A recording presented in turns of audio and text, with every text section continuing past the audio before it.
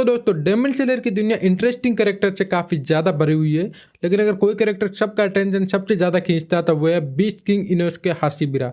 The boar का mark, जंगली behaviour, एकदम क्रेजी पर्सनालिटी, लेकिन इनोसुके शुरू से एक अलग ही एनर्जी लेकर पैदा हुआ है। द बड़ा से बड़ा डेमन स्लेयर भी उसके सामने खड़े होने से पहले 100 बार सोचता है। इनोसुके ने अपने दम पर बड़े से बड़े डेमन को एक झटके में हरा दिया। जब उसकी पावर का अंदाजा आप लगा ही सकते हो। जब इनोसुके के पास्ट की बात करो तो उसका पास्ट काफी ज्यादा डार्क था। जब उसकी माँ एक अब्यूसिव हस्बैंड से बचकर भाग रही थी, उसी दौरान वो डोमा के रिलीजियस कल्ट में फंस गई और उस वक्त उन्हें पता नहीं था कि डोमा एक डेमन है। जैसे ही सच्चाई सामने इनोसुके की माँ उसे लेकर भाग गई, लेकिन एक क्लिप पर पहुंच कर उसके पास कोई रास्ता नहीं बचा था और अपने बेटे को बचाने के लिए उसने इनोसुके को नदी में फेंक दिया था और खुद डोमा गया तो मारे गई। उसके बाद इनोसुके वहां से बच गया और जंगली चोरों ने उसे पाल पोस कर बड़ा किया, इसलिए उसका फाइटिंग स्टाइल, उसका बिहेवियर, उसकी लैंग्वेज सब कुछ एकदम वाइल्ड एनिमल जैसे लगते हैं। इनोसुके के पावर की बात करो तो डेमन स्लेयर में सबसे ज्यादा यूनिक पावर के साथ आता है। तो उसके पास खुद की काफी ज्यादा अजीबोगरीब स्टाइल और काफी सारे यूनिक पावर्स भी है इनोसुके के पास। जब उसका बीच ब्रीथिंग पूरे एकदम एग्रेसिव और अनप्रेडिक्टेबल स्टाइल पर बेस्ड है। इसमें वो बिल्कुल वाइल्ड जानवर की तरह अटैक करता है। तो इसकी स्पीड इतनी ज्यादा हाई होती है कि डेमन को भी उसके मूव समझ नहीं आती। जब उसकी रो स्ट्रेंथ भी काफी ज्यादा इंसेन लेवल की है और सबसे क्रेजी बात ये है कि वो अपने जॉइंट्स को डिस्क्लोड कर सकता है। छोटे से छोटे जगह में वो घुस सकता है।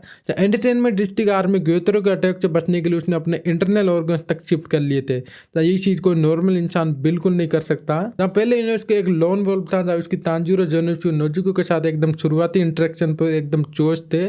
जहाँ तांजीरो के साथ वो राइवल समझ रहा था और इसके अलावा जोनित्सु को छेड़ता भी था और नेजुको से तो वो लड़ने तक रेडी हो गया था, लेकिन धीरे धीरे उसकी एकदम टीम वर्क का इंपॉर्टेंस समझा और यही टीम वर्क उसकी सबसे बड़ी ग्रोथ भी बन गई। तांजीरो जोनित्सु के साथ मिलकर उसने अपने आप को एक बेटर स्वर्डमैन से एक बेटर इंसान भी बनाया। तो उसके टीम वर्क की वजह से काफी हद तक बदल भी गया था और एक तरीके से कहे तो काफी हद तक इंसान बन चुका था। तो पहले जानवरों की तरह हरकतें करता रहता था। तो इस टीम वर्क से उसे काफी ज्यादा फायदा हुआ। जब फाइनल आर्क में इनोसुके का रोल बहुत ही ज्यादा इंपॉर्टेंट था, जहाँ शिनोबु कोचा के एब्जॉर्ब करने के बाद जब डोमा ने कनाओ को भी ऑलमोस्ट हरा दिया था, तब इनोसुके छत तोड़कर एंट्री मार देता है, डोमा के सामना करता है। जब डोमा भी इनोसुके की स्पीड और स्ट्रेंथ देखकर एकदम हैरान हो जाता है।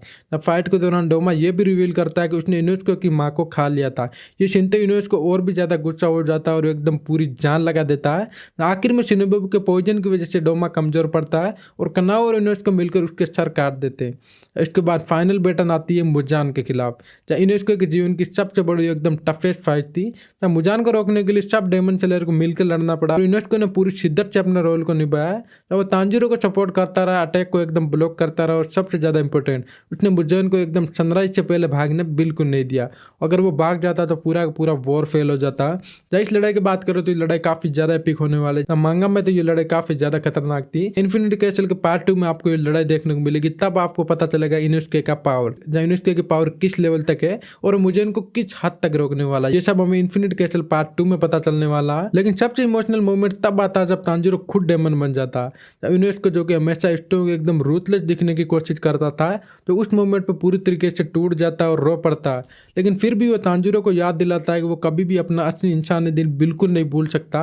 और जब तांजीरो वापस इंसान बन जाता है तब इनोसुके की आंखों में आंसू आ जाते हैं। वो एकदम उसकी पूरे कैरेक्टर डेवलपमेंट को एकदम परफेक्टली एक्सप्लेन कर देता है। तो इनोसुके एक वाइल्ड, अग्रेसिव और अनप्रेडिक्टेबल लड़के से बढ़ते बढ़ते एक लॉयल फ्रेंड और एक ट्रू वॉरियर बन जाता है। इसलिए फैंस उसे इतना ज्यादा पसंद करते हैं क्योंकि उसकी ग्रोथ, उसका हार्ट और उसकी एनर्जी डेमन स्लेयर की स्टोरी को और भी ज्यादा स्पेशल बना देते हैं। तो दोस्तों ये थी लॉर्ड इनोसुके की पूरी कहानी और इसके डेमन स्लेयर में उसका पूरा का पूरा योगदान। जब आने वाला एनीमे में हमें पता चलेगा उसकी पावर, उसकी आगे की स्टोरी लाइन वगैरह। जब मांगा में उसकी यही स्टोरी थी और मुजेन को हराने से लेकर उसकी खुद की पास की स्टोरी और डोमा को हराने को लेकर सब कुछ यही कहानी थी। तो दोस्तों अगर आपको ये वीडियो पसंद आया तो लाइक शेयर जरूर कर देना और ऐसे और इंटरेस्टिंग वीडियो देखना चाहते हो तो इसके लिए ज्यादा से ज्यादा मेरे चैनल को सब्सक्राइब जरूर कर देना। बाकी जल्दी मिलते हैं अगले वीडियो में, तब तक के लिए take care and bye bye.